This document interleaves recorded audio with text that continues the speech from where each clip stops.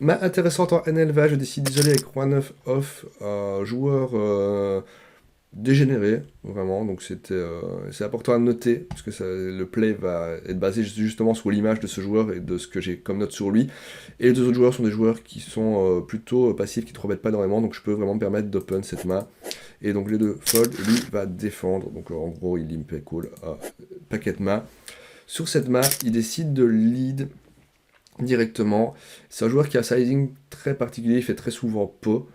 Euh, et là, quand il est petit, alors il peut avoir un as, il peut aussi avoir représenté un roi.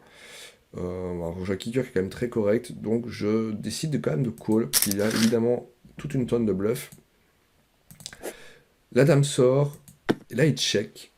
Et je pense que du coup il a pas grand chose, mais justement c'est pas grand chose. Si je mise, il va fold tout simplement.